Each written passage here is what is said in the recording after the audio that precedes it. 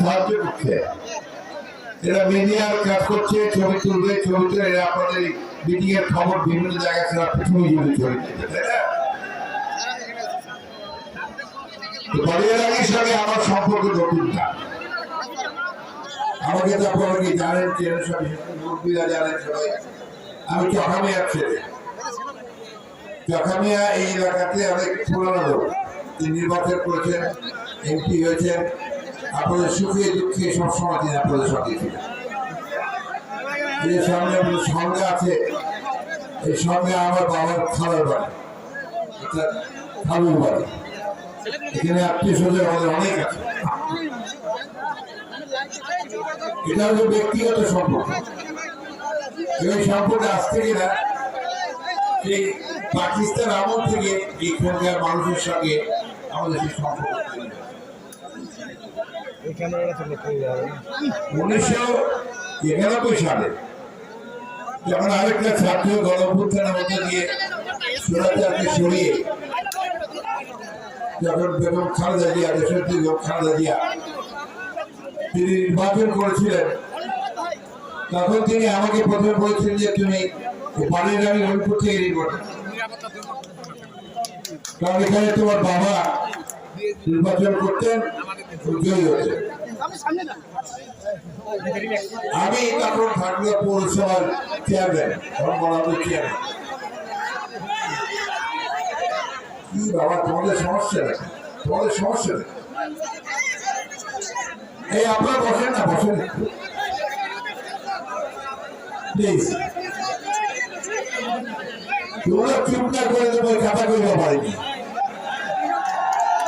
তোমার চুপ করতে হবে।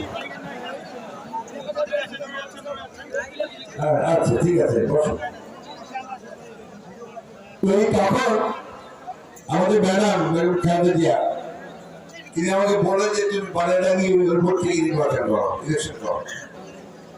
আমি যখন ঠাকুর পৌরসভার চেয়ারম্যান, তাই ভাবলাম যে ঠাকুর পৌরসভায় আমি ওই এলাকায় সদরেই আমি নির্বাচন করবো।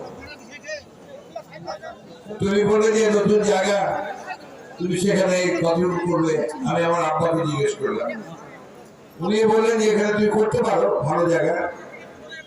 আমি আমার এই যে ছোট ভাই আপনার ফহিম এবং আরো যারা ছিলেন তখন নুরুল নবীর বড় ভাই কলম সহ সবাইকে আমি জিজ্ঞেস করার পরে তারা একটু আমতা যে আপনি তো এখানে কখনো নির্বাচন করেননি, লোকজনকে চেনেন না, কিভাবে করবেন। যাই হোক, আমি সব সিদ্ধান্ত নিলাম যে আমি ঠাকুরগা থেকেই নির্বাচন করবো। সে নির্বাচন করে কিন্তু আমি হেরে গেছি, প্রথম নির্বাচনে আমি হেরে গেছি। তখন থেকেই আপনাদের বালিয়ালাগিবাসী হরিপুর লোকের সকলের একটা প্রচন্ড চাপ ছিল আমার উপরে যে আপনারা এখানে আসেন, আপনি এখানে আসেন, আপনি এখানে নির্বাচন করেন। কিন্তু আমার একটা জেদ কাজ করেছে যে আমি যেহেতু ঠাকুরগাঁয়ে নির্বাচন করেছি, সুতরাং আমি ঠাকুরগাঁতেই নির্বাচন করব। তারপর থেকে আজ পর্যন্ত আমি আমার ঠাকুরগাঁ সদর থানা এই নির্বাচন করছি, আর এই জিপি আমি ওখানেই আছি। বন্ধুরা, আজকে একটা সম্পূর্ণ ভিন্ন পরিস্থিতি, ভিন্ন পরিবেশে আমি আপনাদের সঙ্গে এনেছি। এই বাড়ির বিয়ের আগে আমরা স্কুলের মাঠে মিটিং করেছি, আরো পড়াশোনা করেছি, তখন ছিল একটা দম বন্ধ করা পরিবেশ।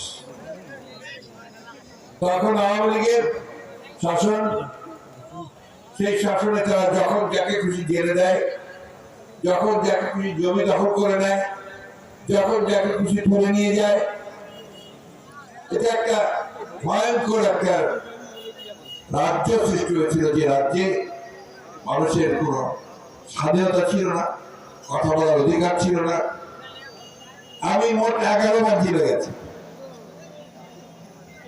সেই জেলে কিন্তু আপনার কোন দুর্নীতির দায় যায়নি, জমি দখল করার দায়ও যায়নি, আমি গেছি রাজনৈতিক কারণে, রাজনৈতিক পরীক্ষা পাওয়ার কারণে।